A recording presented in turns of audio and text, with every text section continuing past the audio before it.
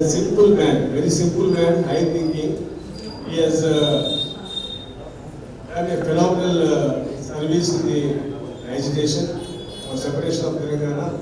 వారి గురించి చెప్పిన తప్పే మరి వారికి స్వాగతం పలుకుతూ అదే రకంగా మిత్రుడు సుధాకర్ గారు all India pension federation general secretary, అదే రకంగా మనందరికీ సుపరిచితులు నాటి నుండి నేటి వరకు ఆనాడు ఎన్జిఓ హోమ్లో తిరుగులేని వ్యక్తిగా మన సర్వీసెస్ మనం సహకరించేసి ఎన్నో ఉద్యమాలు నడిపించిన వ్యక్తి వారు ఈరోజు మన మధ్యలో ఉండడం, మా ఆహ్వానాన్ని మన్నించి ఇక్కడ రావడం వారికి కూడా స్వాగతం పలుకుతూ, అదే రకంగా మిత్రులు నరసరాజు గారు వారికి కూడా ఆహ్వానం పెడుతున్నాను. తోటి నా సహచరులు సూర్యనారాయణ గారు ఏఎస్ చైర్మన్, అదే రకంగా సాయిరెడ్డి గారు market committee retired employees president, వారికి నా మిత్రుడు హైదరాబాద్ డిస్ట్రిక్ట్ ప్రెసిడెంట్ ఓం ప్రకాష్ గుప్తా, అదే రకంగా వీరయ్య గారు పెద్దలు కరీంనగర్ డిస్ట్రిక్ట్ యూనిట్ చిత్తరావు గారు, మా అడ్వైజర్ బృందం అందరికీ కూడా నేను పేరు పేరున స్వాగతం చెబుతున్నాను.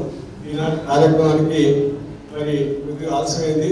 ఈరోజు మనం ముఖ్య అతిథిని సత్కరించుకొని దాని తర్వాత డైరీ రిలీజ్ చేసిన తర్వాత ప్రసంగం ఉంటుంది. ఐ రిక్వెస్ట్ నౌ ముఖ్య అతిథి గారికి సన్మానం చేసుకుందాం. ఫస్ట్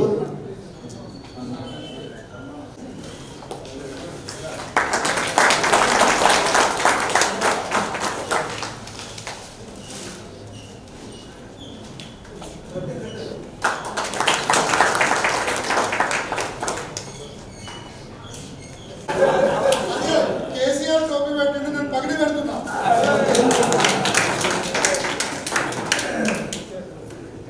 ఆనాడు తెలంగాణ రాష్ట్రం కోసం కోదండరాం సార్, ఈనాడు తెలంగాణ అభివృద్ధి కోసం కోదండరాం సార్.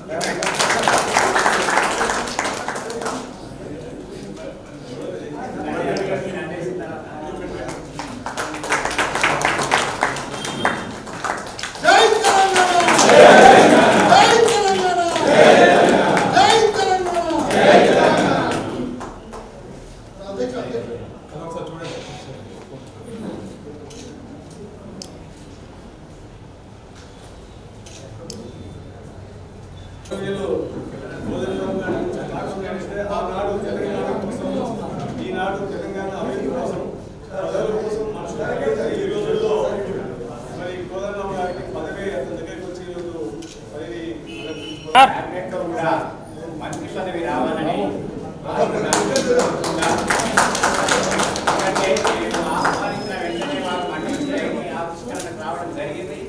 మరునాడే గవర్నర్ కోటాలో ప్రతిపాదనలకు ఆమోదం తెలిపింది. అది మనకు మంచి శుభపరిణామం.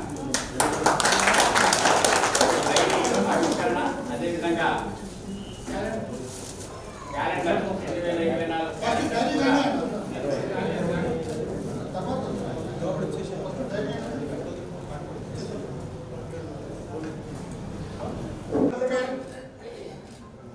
కొంచెం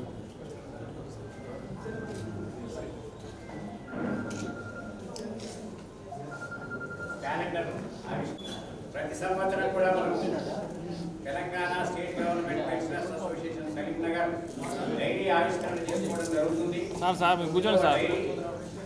మనం ప్రస్తుతం ప్రొఫెసర్ కోదండరాం గారు శాసన మండలి గారి నిర్మలంగా మరియు సుధాకరణ All India Pensioners Federation Secretary General గారి నిర్మలంగా మనం 2024 క్యాలెండర్ కూడా రిలీజ్ చేసుకుంటున్నాం. గత ప్రభుత్వం అనేక ఇబ్బందులు, హింసలు, అవమానాలు, అరెస్టులు, గృహ నిర్బంధం, ఇన్ని రకాల భరించి కూడా న్యాయ పోరాటానికి మరియు అవినీతికి ఆస్కారం లేకుండా దుబారా పక్షాన అసోసియేషన్ పక్షాన ప్రత్యేక ధన్యవాదాలు.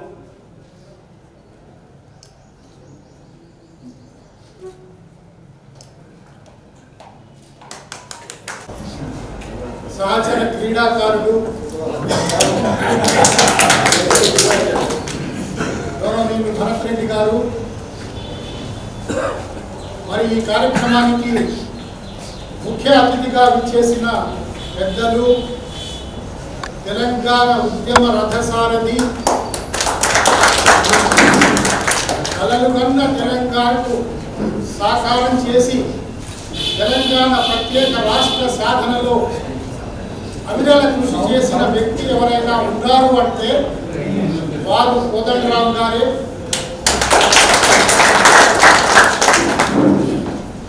బహుశా దాదాపు 16 సంవత్సరాల తర్వాత నేను సార్తో పాటుగా డయాస్ మీద నిలబడి మాట్లాడడం జరుగుతుంది.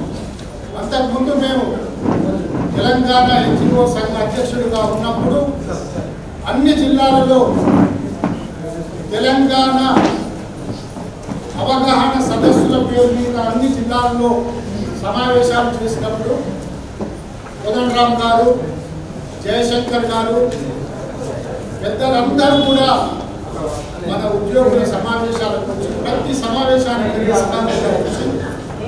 ఉద్యోగులను తెలంగాణ సమస్యల మీద అవగాహన చేసి ఉద్యమానికి సిద్ధం చేసే సమయంలో వారు చేసిన అవిరళ కృషి, ఆ రోజు వారితో పాటుగా నేను కూడా వేదికను పంచుకోవడం జరిగింది. తదనంతరం నేను రిటైర్ అయిన తర్వాత సర్వీస్ కమిషన్ మెంబర్గా రావడం, ఆ తర్వాత సాధారణ పౌరత్వం చేస్తే సరిపోయింది. ఈలోగా వారు తెలంగాణ ఉద్యమాన్ని తీవ్రతరం చేసి వారి సారథ్యంలోనే అన్ని రాజకీయ పార్టీలను ఏకం చేసి బహుశా వారు కనుక పూనుకొనబడి ఉంటే నాకు తెలిసినంత వరకు తెలంగాణ మనం కలలు కన్న తెలంగాణ సాకారం కాకపోయింది. ఉద్యోగులను, ప్రజలను, మేధావులను, విద్యార్థులను, రాజకీయ నాయకులను అందరినీ కూడా ఏకతాటి మీద తీసుకొచ్చి జేఏసీగా ఏర్పాటు చేసి అది ఒక సాధ్యం కాని విషయాన్ని, అసాధ్యమైన విషయాన్ని సాధ్యం చేసిన వ్యక్తి కోదండరామ్ గారు. వారి నాయకత్వంలోనే తెలంగాణ రాష్ట్రం ఏర్పాటు జరిగింది. తదనంతర పరిణామాలన్నీ కూడా మేధావులైన మీ అందరికీ తెలుసు. కారణాలు ఏమిటో తెలియదు. ఏ రథసారథి తెలంగాణ రాష్ట్ర ఏర్పాటు కోసం అవిరళ కృషి చేసిందో ఆయనకు తగిన గుర్తింపు ఆ రాష్ట్రంలో లభించలేదని ఈ రాష్ట్రంలో ఉన్న ప్రతి సామాన్యుడు కూడా తెలుసుకున్న విషయం. అలా ఎందుకు జరిగిందో తెలియదు, కానీ వారు మాత్రం నిరాశపడలేదు. తాను కలగన్న తెలంగాణ రాష్ట్రంలో తెలంగాణ ప్రజలకు ఏవైతే సమస్యల కోసం పోరాటం చేసినామో ఆ సమస్యల పరిష్కారం కోసం వారు విశ్రాంతి తీసుకోకుండా తెలంగాణ జనసమితి అనే ఒక ప్రజావేదికను ఏర్పాటు చేసుకొని దాని ద్వారా పోరాటం చేస్తూ ఉద్యోగులను, విద్యార్థులను, ఉపాధ్యాయులను అన్ని విధాల ఉత్సాహపరుస్తూ ప్రజా జీవితంలోనే చాలా యాక్టివ్గా పనిచేసి ఈ రోజు వరకు కూడా తిరిగి తెలంగాణ రాష్ట్రానికి మరొకసారి స్వాతంత్రం ఇవ్వడంలో కోదండరామ్ గారి పాత్ర మనందరికీ తెలుసు. ఈరోజు గత 10 సంవత్సరాలుగా ఉన్న ప్రభుత్వాన్ని మార్పులో కానీ ముఖ్యంగా మన పెన్షనర్స్, ఉద్యోగులు, ఉపాధ్యాయులు అందరం కూడా చాలా కష్టపడ్డాం. చాలా అంటే చాలా. సార్ ఒకటే, మాకు జీతం కోసం మేజర్ డిమాండ్ ఫస్ట్ నాడు మాకు జీతాలు పెన్షన్ కావాలని ప్రధాన డిమాండ్గా పోరాటం చేయవలసిన పని భారతదేశంలో కేవలం తెలంగాణ రాష్ట్రంలోనే మాత్రం డిఏ కోసం ఎదురు చూడటం, ప్రతి విషయానికి ఎదురు చూడటం తప్ప మా సమస్యలలో కొత్త రాష్ట్రంలో మేము మా కళలన్నీ సాకారమయ్యాలనే ఆలోచన ఉన్నడు కూడా రాలేదు. పెద్దలకు విన్నవించుకుందామంటే వినేవారు లేరు, ఎవరైనా కలుస్తామంటే కలిసేవారు లేరు. చివరికి సీనియర్ సిటిజన్స్ అయిన పెన్షనర్స్ కూడా 10 సంవత్సరాలలో ఏ రోజు కూడా రాష్ట్ర ప్రభుత్వాన్ని నేత కానీ రాష్ట్ర ప్రభుత్వంలో ముఖ్యమైన వ్యక్తుల యొక్క ఇంటర్వ్యూ దొరకలేదు అంటే ఆశ్చర్యంగా, చాలా ఆశ్చర్యంగా ఉంది. తెలంగాణ అంటే భారతదేశంలోనే ఒక ప్రత్యేకమైన గుర్తింపు వచ్చింది. సుమారు 50 సంవత్సరాలకు పైన పోరాటం చేసుకొని సాధించుకున్న రాష్ట్రం తెలంగాణ రాష్ట్రంలో ఉద్యోగుల, పెన్షనర్స్ యొక్క పరిస్థితి 10 సంవత్సరాల్లో ఎంత మార్పు వచ్చింది అంటే మీకు చెప్పాల్సిన మేధావులు, మీరు అనునిత్యం సమస్యల గురించి తెలుసుకుంటున్న వ్యక్తులు మీకు తెలియదు కాదు, పదే పదే చెప్పడం ఈ యొక్క సమయాన్ని వృధా చేయడం తప్ప వేరే కాదు. కాబట్టి నేను ఈ సందర్భంగా ఈనాడు రాష్ట్ర ప్రభుత్వం రేవంత్ రెడ్డి గారి నాయకత్వంలో ఏర్పడ్డ కాంగ్రెస్ ప్రభుత్వం తెలంగాణకు ప్రత్యేక గుర్తింపు ఇచ్చింది అంటే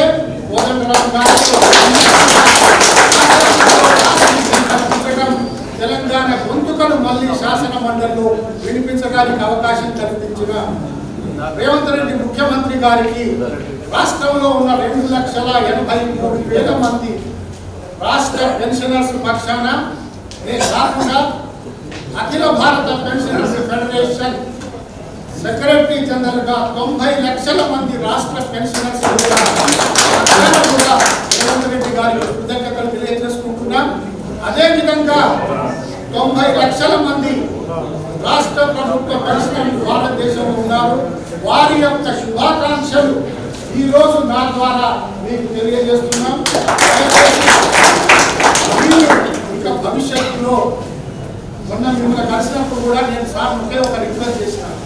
సార్ భవిష్యత్తులో మీరు ఉద్యోగులకు, పెన్షనర్స్కు, టీచర్స్కు, ప్రభుత్వానికి మధ్య వారధిగా ఉండాలి. ఈ విషయం గురించి మీరు ప్రభుత్వ నేతలతో చర్చించాలని వారు కోరటం జరిగింది. అందుకు వారు వెంటనే 2-3 రోజుల టైంలోనే మన డిఏ విషయం కానీ, పెన్షనర్స్ సమస్యల విషయం కానీ ఆర్థిక మంత్రిని, ఇతర మంత్రులను కలిసినప్పుడు వారి దృష్టికి తేవడం జరిగింది. అందుకు వారికి నేను తల వంచి శిరస్సు వంచి కూడా రాష్ట్ర పెన్షనర్స్ పక్షాన. ఇకపోతే భవిష్యత్తులో కూడా మీరు కూడా పెన్షనర్స్ మాతో పాటు మా సమస్యలు కాబట్టి మీ సమస్యలు మా సమస్యలు అన్నీ ఒకటే. కాబట్టి మాకందరికీ కూడా ఒక నాయకుడిగా రాష్ట్రంలో ఉన్న 2,83,000 మంది పెన్షనర్స్కు ప్రతినిధిగా మీరు రాష్ట్ర ప్రభుత్వంతో మా సమస్యలు వారి దృష్టికి తీసుకుపోవడానికి ప్రయత్నం చేయండి. చివరిగా నేను ఒకే ఒక కోరిక కోరుతున్నాను సార్. ఈరోజు యావత్ భారతదేశంలో కూడా పెన్షనర్స్ అంటే చాలా చిన్న చూపుతున్నారు. చివరికి పెన్షన్ అంటే ఈ దేశాధినేత పార్లమెంటులో అది పాపము అని అన్నారు. పెన్షన్ ఇవ్వడం అంటే పాపం అంట. వాళ్ళు మాత్రం తీసుకోవచ్చు. పెన్షనర్స్ అంటే 6th ఫింగర్స్ గా భావిస్తున్నారు కేంద్ర రాష్ట్ర ప్రభుత్వాలు. పెన్షనర్స్ సమస్య ఏ ఒక్కటి కూడా తినడానికి లేదు. కేవలం ఇక్కడ రాష్ట్రంలోనే కాదు, దేశంలో కూడా మన గోడు చెప్పుకుందామంటే వినే నాదుడు లేడు. ప్రైమ్ మినిస్టర్ దగ్గరికి వెళ్తే ఆర్థిక మంత్రికి కలవమంటాడు, ఆర్థిక మంత్రి దగ్గరికి పోతే క్యాబినెట్ సెక్రటరీ అంటాడు, క్యాబినెట్ సెక్రటరీ దగ్గరికి పోతే అండర్ సెక్రటరీ కలవమంటాడు. ప్రతి విషయంలో కూడా అక్కడ ఇక్కడ పెన్షనర్స్ చాలా నెగ్లెక్ట్ చేయబడుతున్నారు. కానీ మన రాష్ట్రంలో ఈ సంఘం కూడా దాదాపు 32 పెన్షనర్స్ సంఘాల ఐక్య సంఘటన జేఏసీలో భాగస్వామ్యంగా ఉన్నారు. ఈ జేఏసీ గత 10 సంవత్సరాలుగా పెన్షనర్స్ సంక్షేమం కోసం పోరాటం చేస్తూ అనేక డిమాండ్లను సాధించుకోవడంలో తెలంగాణ ప్రాంతంలో ఉన్న జేఏసీ, లక్ష్మయ్య గారి నాయకత్వంలో ఉన్న జేఏసీలో భాగస్వామి భరత్ రెడ్డి గారు కూడా చైర్మన్. మీరందరూ కలిసి పెన్షనర్స్ యొక్క ప్రెస్టేజ్ కాపాడారు సార్. కరోనా పీరియడ్లో మనకు 50% శాలరీ ఇచ్చినప్పుడు యావత్ భారతదేశంలో ఒక్క తెలంగాణ రాష్ట్ర పెన్షనర్స్ హైకోర్టు ద్వారా దీని పెన్షన్ ఆపడానికి వీల్లేదని ఆర్డర్ తీసుకురావడం జరిగింది. కేవలం పెన్షనర్ జేఏసీ చాలా మంది చెప్తున్నారు అడిషనల్ క్వాంటం మేము తెచ్చినాం. ఎవరు తేలి సాక్షాత్ వారు రాష్ట్రంలో ఒక ప్రముఖ పాత్ర పోషిస్తున్న మంత్రి గారే స్వయంగా లక్ష్మయ్య గారితో మాట్లాడి వారి దూతగా ఒక రాష్ట్ర ప్రభుత్వ మంత్రిని పంపించి ఈ అడిషనల్ క్వాంటమ్ ఆఫ్ పెన్షన్ అంటే ఏమిటి అని తెలుసుకొని మన టీఆర్సీలో అడిషనల్ క్వాంటమ్ ఇవ్వడానికి జేఏసీ చేసిన కృషి ఎవరికి కూడా తెలియదు. ఎందుకంటే 10 సంవత్సరాల నుంచి మేము ముఖం వాచున్నాం, సెక్రటేరియట్ పోలేము, ప్రభుత్వాన్ని నేతలను కలవలేము. అసలు తెలంగాణ రాష్ట్రంలో ఏం జరుగుతుందో కూడా తెలియని పరిస్థితిలో ఈ రాష్ట్ర పెన్షనర్స్ ఉన్నారు. ఈ బాధ్యతను మీరు తీసుకోవాలని నేను మనసారా 90 లక్షల మంది ప్రతినిధిగా నేను మిమ్మల్ని కోరుకుంటూ గారికి వారి కార్యవర్గానికి శుభాకాంక్షలు నా యొక్క కృతజ్ఞతలు తెలియజేసుకుంటూ భవిష్యత్తులో మీరు ఒంటరిగా లేరు. 90 లక్షల మంది రాష్ట్ర ప్రభుత్వ పెన్షనర్స్ ఫెడరేషన్ మన రాష్ట్ర పెన్షనర్స్ వెంట ఉన్నది.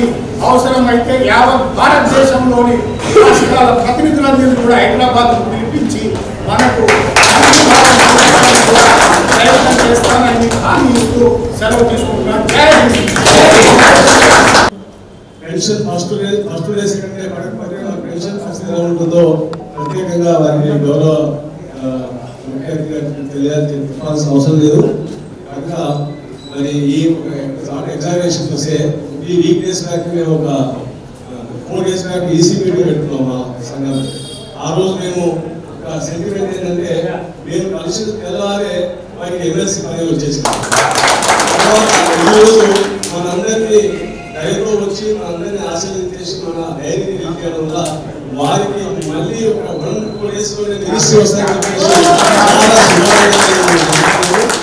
అదే రకంగా మా బాడీ తీర్మానం కూడా చేశాం. పెన్షన్ ఇది పెన్షన్ కాబట్టి ఇక్కడ understand all the commerce pensions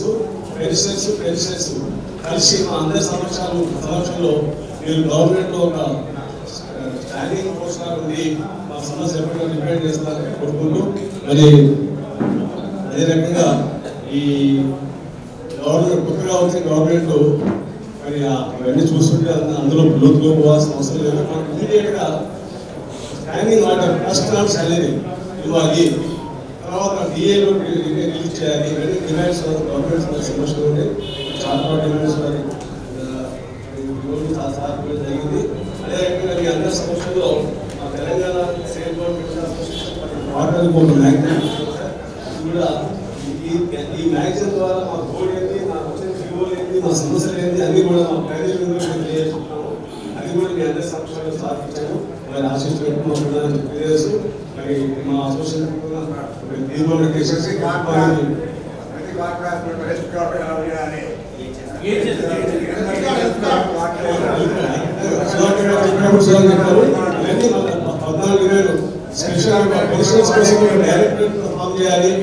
pension Bhavan కట్టుకోవడానికి ఒక కనీసం 500 గదాలు 100 గదాలు ఇవ్వాలని చెప్పేసి కనీసం డిమాండ్స్ ఉన్నాయి గవర్నమెంట్ లో. ఒకటి కాదు, వాల్యూస్ ఆఫ్ డిమాండ్స్ ఉంటాయి. వాటి అన్నిటి కూడా ఒక రూపం తీసుకొస్తామని చెప్పేసి వారిని నరేంద్రకి కోరుకుంటున్నాము. మరి ఈనాడు మన ముఖ్య అతిథి గారు సందేశం ఇవ్వాలని చెప్పేసి ముఖ్య అతిథి గారు వస్తున్నారని చెప్పి పేపర్ ఇవ్వాలంటే రెట్టింపు స్థాయిలో వచ్చేసారు చాలా మంది. గోరంట్ల గారికి ఒక పదవిలో లేకుండా కూడా 10 సంవత్సరాలు సామాన్య ఎంప్లాయ్ కోసం తిరుగులేని పోరాటం చేసేసి ఎక్కడ సమస్య ఉందో అక్కడ తగ్గించేసి ఇవన్నీ కొందరికి వారు ప్రభుత్వాన్ని అనిపించిన వ్యక్తి వారు. వారి గురించి వారు చేసిన సేవల నుంచి చెప్పుకోవాలంటే సమయం సరిపోదు. అలాంటి వ్యక్తి ఈరోజు మన అందరి మధ్యలో ఉండడం మన అదృష్టంగా భావిస్తున్నాము. వారిని ఈరోజు మా రాష్ట్ర వ్యాప్తంగా ఉన్న ఎంత సుధాకర్గా చెప్పారు. Government has taken undue advantage. మనలో మన ఐక్యత లేక మన డిఫరెంట్ సంఘాలు మన వెస్టర్న్ ఇండస్ట్రీ సంఘాలు స్థాపించుకొని రకరకాలుగా మన ఆలోచనతో మనం పోవడం వల్ల మన ఐక్యత మన వీక్నెస్ బాగా గుర్తించి మనకి ఏ సమస్య కూడా పరిష్కారం కాలేదు. అలా కాకుండా సుధాకర్ గారి నాయకత్వంలో మళ్ళీ నేను గుర్తు చేస్తున్నాను. ఆ జేఏసీ లెవెల్లో రాష్ట్ర మొత్తంలో ఒకటే జేఏసీ చేసేసి పెన్షనర్స్ అంటే ఒకటే గ్రూప్ చేయాలని చెప్పేసి కృషి కోరుకుంటూ request Chief Guest Kodandaram garu to address our pensioners and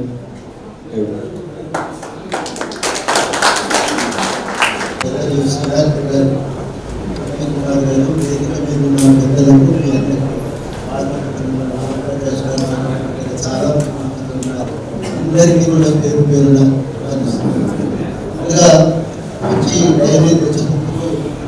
Telangana state government చూస్తే చాలా ముఖ్యంగా ఉంటుంది. దీంట్లో కూడా వారికి రాసుకునే చక్కటి డైరీ వారిని ముందుగా అసోసియేషన్ వారికి అభినందిస్తూ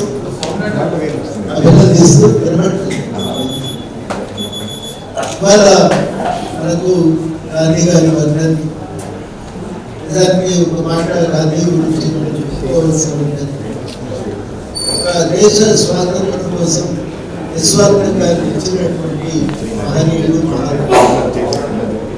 వారు వచ్చేదాకా భారతదేశ ఉద్యమం అనేది చిన్న చిన్న గ్రూపులు విడివిడిగా ఎక్కడికక్కడ నిర్వహిస్తున్నారు. అది మధ్యతరగతికి మాత్రమే పరిమితమైంది. గాంధీ వచ్చిన తర్వాత ప్రజా ఉద్యమంగా మారింది. చాలా గొప్ప ప్రజా ఉద్యమంగా నిలిచి ప్రపంచాన్ని అభివృద్ధి.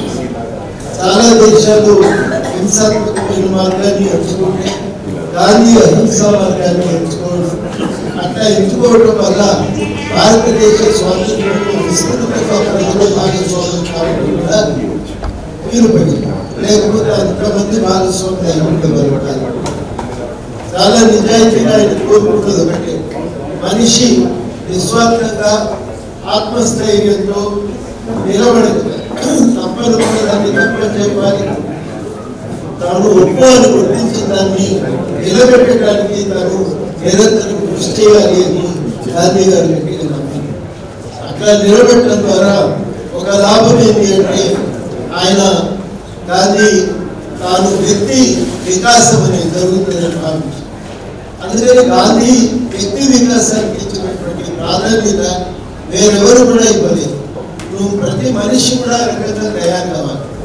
నేను చాలా మంది గాంధీయన్స్ని కలిసినప్పుడు అడిగి గాంధీ నుంచి మీరు ఏం నేర్చుకున్నారంటే ఆత్మస్థైర్యంగా నైతిక విలువలతో బతకడానికి నేర్చుకున్నాం. మీరు ఎవరినన్నా అడగండి, కదిలిస్తే వాళ్ళ నుంచి ఇదే సమాధానం ఇస్తారు. నేను కాళోజీ గారిని అడిగిన, మా యూనివర్సిటీలో రాజేంద్ర గారిని గాంధీయవాది ఆయన అడిగిన, ఇంకా చాలా మంది గాంధీయవాదులు అడిగితే వాళ్ళు చెప్పే సమాధానం అదే. అట్లా భారతదేశాన్ని వాళ్ళ స్వాతంత్ర దిశగా నడిపించినటువంటి ఆయన నౌకాలీలో కమ్యూనల్ రైట్స్ జరుగుతున్నప్పుడు, మదకల్లో జరుగుతున్నప్పుడు ఆయన వెళ్తానంటాడు. అందరూ భయపడతారు, ఏమన్నా అయితేదేమో పోవద్దు అని హెచ్చరికలు జారీ చేస్తారు. కానీ గాంధీ మాత్రం ధైర్యం చేసి వెళ్తాడు. ఆయన వెళ్ళి ఒక్కొక్క అడుగు వేసుకుంటూ పోతున్నా కొద్దీ ముందు పిల్లలు మాత్రమే బయటకు వచ్చి ఆయన కలిసి, ఆ తర్వాత ఒకరి తర్వాత ఒకరు అందరూ బయటకు వచ్చి ఆయన కష్ట సుఖాలన్నీ చెప్పుకుంటారు. అవన్నీ విన్న తర్వాత మెల్లమెల్లగా అందరినీ పిలిచి మాట్లాడి అక్కడ మదకలో తగ్గించడానికి తీసుకోవాల్సిన ప్రతిపాదనలు ఉంటారు. ఆ రకంగా గాంధీ అంతటి ఘర్షణల నడుమ కూడా స్వాతంత్రాన్ని, అక్కడ ప్రజలకు స్వేచ్ఛను కాపాడి శాంతిని స్థాపించినటువంటి వారు. అట్లాంటి అనేకమైనటువంటి ఉదాహరణ. ఆయన బీహార్లో నీళ్ళు మందు పెంచే రైతులు పిలుస్తారు. ఆయన అంటే రానంటాడు. మీ సమస్యలు నిజమని నాకేం నమ్మకం కుదరడం లేదంటాడు. రెండోసారి అడిగితే విసుకుంటాడు. మళ్ళీ పోతారు ఆ రైతులు కూడా, నువ్వు రాకపోతే మాకు న్యాయం జరగదు, వస్తావా రావా చెప్పు అని అంటే, నేను వస్తాను కానీ పలానా వాళ్ళకి నేను వస్తున్నానని ముచ్చట్లు చెప్పు అని ఆయన చెప్పాలని వెళ్తాడు. నీళ్ళు మంది రైతులు ఆయన తీసుకొని వెళ్తారంటే ఎవరు అక్కడ ఇంకా పెద్దగా పరిచయం లేదు. బాబు రాజేంద్ర ప్రసాద్ దగ్గరికి ఎవరు తీసుకెళ్తారు. రాజేంద్ర ప్రసాద్ అడ్వకేట్ నా వెంట వస్తావా అని అడుగుతారు. తర్వాత నీళ్ళు మంది రైతుల గురించి తెలుసుకున్నాక అక్కడనే గుళ్ళో ఉండి, ఆ గుళ్ళో రోజు నీళ్ళు మందు పండించే రైతులు వాళ్ళు బ్రిటిష్ ప్రభుత్వంతో కాంట్రాక్ట్ చేసుకొని ఆ కాంట్రాక్ట్ ప్రకారం నీళ్ళు మందు పండిస్తే వాళ్ళకు తక్కువ ధర చెల్లించారు. ఆ బ్రిటిష్ వాళ్ళ దోపిడీ వల్ల నష్టపోతున్నటువంటి రైతులు వాళ్ళ సమస్యల గురించి చెప్తారు. గాంధీ గారు వాటి అన్నింటినీ ఒక అఫిడవిట్, ఒక్కొక్క రైతు ప్రకటనలో ఒక అఫిడవిట్ గా తయారు చేస్తారు. ఆ లాయర్లందరినీ సమీకరించి వాళ్ళతో తయారు చేయించి ఆ పిటిషన్ను తీసుకుపోయి పిటిషన్ వాళ్ళకి ఇద్దామంటే వాళ్ళు దేశద్రోహం కేసు పెడతారు. ఆయన చెప్తాడు స్పష్టంగా, ఇదే దేశద్రోహం అయితే నన్ను ఏ కేసు అయినా పెట్టండి పర్వాలేదు. చివరికి భయపడి బ్రిటిష్ వాళ్ళు కేసు ఎత్తేసి ఆయన పిటిషన్ స్వీకరించి ఆ కాంట్రాక్ట్ వ్యవసాయ పద్ధతిని రద్దు చేస్తారు. అంతటి కేవలం అక్కడ కూర్చోవటం, రైతులను కదిలించడం వల్ల మాత్రమే అది సాధ్యమైంది అనే విషయాన్ని పంచుకోవడానికి వీలేదు. అంత గొప్ప పోరాట యోధుడు మహాత్మా గాంధీ. తను అనుకున్న విలువల కోసం నిలబెట్టారు. ఈ మాట ఇంతగా నేను వాళ్ళు ఎందుకు చెప్తున్నానంటే, ఒక ధైర్య ఆవిష్కరణ సభలో మనమందరం పెన్షనర్లుగా చాలా సమస్యల గురించి మాట్లాడాం. కానీ చాలా కీలకం ఏంటంటే గాంధీ మాదిరిగా ఒక నైతిక ఆత్మస్థైర్యంతో, మహాత్ముని మాదిరిగా ఆత్మస్థైర్యంతో నిలబడడానికి ఏ సమస్యనైనా పరిష్కరించుకోవడానికి అది ఒక న్యాయసమ్మతమైనటువంటి మార్గం కాగలదు. దాదాపు తెలంగాణ ఉద్యమానికి ఆయన స్ఫూర్తి ప్రదాతగా ఆయన నేర్పించినటువంటి మార్గమే మనకు చాలా ఉపయుక్తంగా పనిచేసింది. ఒక శాంతియుతమైనటువంటి ఉద్యమంగా అది నడిచి భారతదేశం మొత్తం యొక్క నాయకులందరికీ కళ్ళు తెరిపించింది. ఆ రకంగా మనం తెలంగాణ సాధించుకోవడం కూడా వీలుపడింది. ఇవాళ పెన్షనర్లుగా మనకున్న ప్రధాన సమస్య ఏంటంటే ఫస్ట్ నాడు పెన్షన్ రాదు. ఎప్పుడు కూడా చెప్పాలంటేనే కూడా ఇబ్బంది అనిపిస్తుంది. ఫస్ట్కే పెన్షన్ ఇవ్వండి, ఫస్ట్ నాడు జీతాలు ఇవ్వండి. ఏ ప్రభుత్వం అయినా ఇన్నాళ్ళు మనకు తెలిసిన ఏ ప్రభుత్వం అయినా ఫస్ట్ జీతం ఇచ్చింది, పెన్షన్ ఇచ్చింది. ఫస్ట్ నాడు ఇవ్వలేని పరిస్థితి వచ్చిందంటే ఇక అది ప్రభుత్వం దివాళా తీసిందని చెప్పి అనుకునేవాళ్ళు. మరి వాళ్ళు మనం అనుకోవాలి, కానీ అర్థం చేసుకోవడానికి మనకు కూడా చాలా సమయం పట్టింది. నిజంగా ఎందుకు ప్రభుత్వం ఇట్లా చేసింది, ఎందుకని నిజంగా దివాళా తీసింది అంటే దానికి వాస్తవంగా పైసలు లేక కాదు. రాష్ట్రం చాలా ధనిక రాష్ట్రం, కానీ కొంతమంది కాంట్రాక్టర్ల జేబులు నింపాలి, దాని ద్వారా మన కమిషన్లు మిగిలించుకోవాలనే ఆలోచనతో ఆ ప్రభుత్వం చేసిన తప్పుడు నిర్ణయాలు రాష్ట్రాన్ని అప్పుల ఊపిలోకి పెట్టినాయి. చాలా సూటిగా 50,000 కోట్లతో మిషన్ భగీరథ మొదలు పెట్టవలసింది కాదు. మిషన్ భగీరథ అనే దాన్ని డిజైన్ చేసిన చీఫ్ ఇంజనీర్ ఇద్దరితో మాట్లాడి ఒక 3 గంటలకు వాళ్ళు నాన్ స్టాప్ ఇద్దరు మాట్లాడి మాకు కళ్ళు తిరిగిపోయింది. వాళ్ళు చెప్పిన మాట్లాడండి. మిషన్ భగీరథకి 2% ఇంట్రెస్ట్కి మేము మొత్తంగా మేమే నిర్మిస్తాం, మాకు వదిలిపెట్టండి, గవర్నమెంట్ అందరికంటే తక్కువ ఖర్చుతో నిర్మించిస్తామని చెప్పి వాళ్ళు ఇక్కడ వచ్చి కూర్చున్న వాళ్ళకి కాంట్రాక్ట్ ఇవ్వలేదు. ఇస్తే దాని భాగస్వామ్యం ఉండదు, కాంట్రాక్టులు ఉండవు, దాంట్లో కమిషన్లు ఉండవు. అది వాళ్ళకి కలిగినటువంటి ధైర్యం. అట్లా వచ్చినటువంటి వాళ్ళని కాదని వాళ్ళకే లాభం అయ్యేదంటే మెటీరియల్ సప్లై చేసినందుకు కాదు వాళ్ళకు లాభం జరిగేది. వాళ్ళ దేశంలో గిరాకీ పెట్టేది. ఆ లాభంతో వాళ్ళు వచ్చేది ఇక్కడికి. తక్కువ ధరకు మెటీరియల్ సప్లై చేసిన వాళ్ళకు ఉండే లాభాలు వాళ్ళకు ఉంటాయి, మనకు జరిగే లాభం మనకు జరుగుతుంది.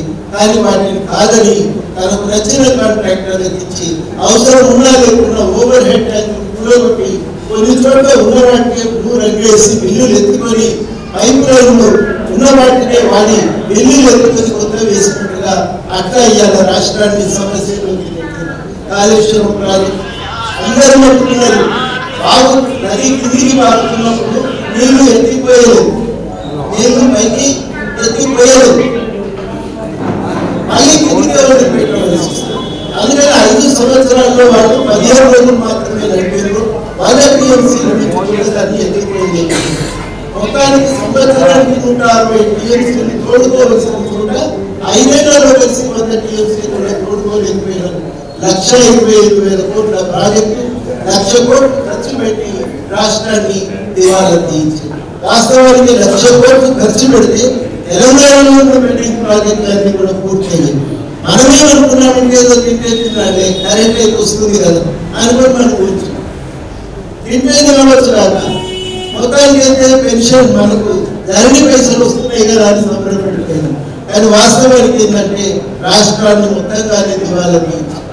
వాస్తవ పెంపు జరగవలసిన సమయం కోవిడ్ వల్ల, ఆర్థిక సంక్షోభం వల్ల వనరుల ఆదాయం వనరుల పెంపు కూడా జరగలేదు. మొత్తం మీద అయితే రాష్ట్రం దివాలా తీస్తారు. ఎప్పుడు మనం ఒక రాష్ట్రం అప్పుల ఊబిలో చిక్కిందని అంటామంటే కొత్తగా తెచ్చిన అప్పులు పాత అప్పులను తీర్చడానికి కూడా సరిపోయిన పరిస్థితి ఉంటే అప్పుడు దివాలా తీసినారు. ఇవాళ ప్రతి పైసా మనం తెచ్చిన దాంట్లో ప్రతి 100 రూపాయలు 75 రూపాయలు పాత అప్పు కట్టడానికి వాడు. దాదాపుగా మనము ఒక దివాలా తీసిన పరిస్థితి. కొత్తగా అప్పు తెస్తే తప్ప పాత అప్పు కట్టలేని స్థితికి చేరుకున్నాం. ఇవన్నింటి వల్ల ఇవాళ రాష్ట్రం అనేది సంపూర్ణంగా మిత్రులు ఒక ఆయన కాంగ్రెస్ సీనియర్ నాయకుడు నాకు అన్నాడు, ఎక్కడ పోతే ఏం కనబడతలేవు సార్ అన్ని ఖాళీనే పైన ఉన్న వాళ్ళు పైన వేస్తే కింద ఉన్న వాళ్ళు కింద వేసిపోయారు. మొత్తానికి అయితే రాష్ట్రం అధ్వానమైన పరిస్థితిలో ఉంది. ఏం చేయాలో ఎక్కడ మొదలు పెట్టాలో మాకు అర్థం కావట్లేదనే మాట మేము ఊహించుకోవచ్చు ఎంత ఆర్థిక సంక్షోభంలో ఇవాళ రాష్ట్రం ఎంచుకుంటున్నది. ఇవాళ 2-3 జరగవలసిన అవసరం ఉంది. మొదటిది ఏంటంటే వనరులను పెంపు చేసుకోవాలి. 2 ఏ వనరుల ప్రాజెక్టుల వల్ల నష్టం జరిగిందో వాటిని ఏం చేయాలి. ఇప్పుడు కాళేశ్వరాన్ని ఏం చేయాలి, మళ్ళా పునరుద్ధరిస్తే మళ్ళీ ఎన్ని పైసలు చేస్తున్నా దాన్ని ఎట్లా ప్రాజెక్టు నిర్మించకూడదో అర్థం చేసుకోవడానికి ఒక ఉదాహరణగా వదిలిపెట్టి ఉన్న వాటిని సరిగ్గా సద్వినియోగం చేసుకునే ప్రయత్నం చేయాలి. చాలా మంది ఇంజనీరింగ్ మిత్రులు అంటే చెప్తున్నారు పాత సాగునీటి సౌకర్యాలన్నీ కుప్పగూలిపోయినాయి, అవి లేవు. కొత్త సాగునీటి సౌకర్యాలు పనిచేసే పరిస్థితి లేవు. ఎండాకాలం నీటి తడిస్తే మేము ఏం చేయాలి, ఎక్కడికి పోవాలి నీళ్ళ కోసం అనే మాట ఇవాళ వాళ్ళు ప్రతి ఒక్కరు కూడా మాట్లాడుతున్నారు. మేము ఊహించుకోండి ఎంత సంక్షోభంలో ఉంది. ప్రతి శాఖ కుప్పగూలిపోయింది.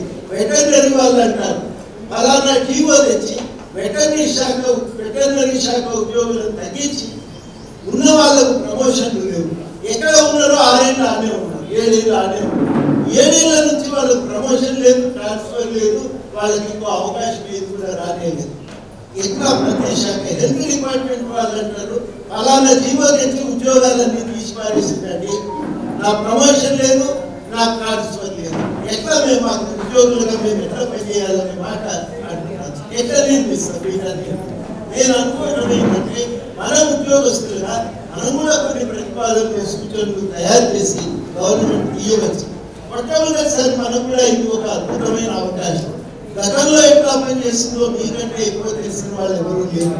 రేపు ఎట్లా పనిచేస్తే బాగుంటుందో కూడా మనం అనేకమైనటువంటి పాలనా సంస్కరణల కమిషన్ నివేదికలు కూడా చూసిన వాళ్ళం కాబట్టి వాటి ప్రాతిపదికన మనకు తెలిసిన సూచనలు కొన్నైనా మనం రాసి పంపిస్తూ ఉంటే మనకు కూడా ఒక పాత్ర మిగులుతుందని చెప్పి నేను భావిస్తున్నాను. ఢిల్లీ పరిస్థితి ఇదే, పార్లమెంట్లోనే దివాలా తీసే పరిస్థితి తీసుకుపోయిన దేశాన్ని. ధరలు విపరీతంగా పెరిగినాయి మనం చూస్తూనే ఉన్నాం కదా. పెట్రోల్ ఎక్కడుంటే ఎక్కడికి పెరిగింది, డీజిల్ రేట్ ఎంత పెరిగింది, వ్యవసాయం రేట్లన్నీ పెరిగిపోయినాయి. వ్యవసాయం లాభసాటిగా లేదు, దానివల్ల ఎంత సంక్షోభం. జిఎస్టీ వచ్చిన తర్వాత చిన్న కంపెనీలన్నింటికీ సమస్య. పాలు తెచ్చి సప్లై చేద్దామంటే కంపెనీ వాడు అడుగుతున్నాడు, ఆసుపత్రి వాడు అడుగుతున్నాడు, మీ రిజిస్ట్రేషన్ నంబర్ ఏంటంటే చదివే చక్కగా అని చాలా మంది రిజిస్ట్రేషన్ మీద తిరిగేది ఏం చేయాలి అని మెల్లమెల్లగా పాల సరఫరా కంపెనీలు చేతుల్లోకి పోతుంది. ఇన్ని సమస్యలు వాళ్ళు సృష్టించి ఇకనున్న ప్రభుత్వం పరిష్కరించలేక ఒక సంక్షోభంలోకి నెట్టివేసినటువంటి సందర్భాన్ని మనం చూస్తున్నాం. నాకు తెలిసి ఇదివరకు ఎన్నడూ కూడా ఇటువంటి సంక్షోభం అనేది మనకు ఎన్నడూ కూడా కనబడలేదు. ఈ సమయంలో తప్పనిసరిగా ఒకటి మన డిమాండ్ల కోసం మనం చేసే ప్రయత్నం మనం చేయాలి. రెండవది మనం చేయవలసినటువంటి సూచనలు కూడా మనం సీరియస్గా చేయవలసి ఉంటుంది. ఈ మాత్రం మనం కోల్పోవద్దు, ఉపయోగించుకోవాలి. అద్భుతమైన అవకాశం, మనం ఎందుకు వదిలిపెట్టుకోవాలి దాన్ని? తప్పనిసరిగా అవకాశాన్ని మనం సద్వినియోగం చేసుకోవాల్సినటువంటి అవసరం ఉంది. ఈ విషయాలు మీరందరూ కూడా కొంత ఆలోచన చేస్తారని చెప్పి నాకు కూడా ఒక ఆశ. డైరీ కూడా అట్లాంటి కార్యక్రమాలతో నిండిపోతుందని కూడా నిండిపోవాలని కూడా నేను కోరుకుంటూ ఉన్నా. మీ అందరికీ ఆదరణగానే చెప్పి ఒక మాట ఏంటంటే, ఇప్పుడు ఈ గవర్నర్ కోటాలో ఎమ్మెల్సీ అయినందుకు మీరందరూ కూడా నన్ను అభినందించారు. నాకు కూడా 50 మంది తెలంగాణ ప్రజల పోరాటాలు అవి దానివల్ల నాకు కూడా ఒక అవకాశం దొరికింది. నాకు విడిగా వ్యక్తిగా దక్కిన అవకాశం నేను అనుకోవడం లేదు. ఈ పోరాటంలో భాగమైనందుకు అక్కడ దొరికిన గుర్తింపు వల్లనే నేను వాళ్ళ ఈ పదవి పొందుతున్నానని కూడా నేను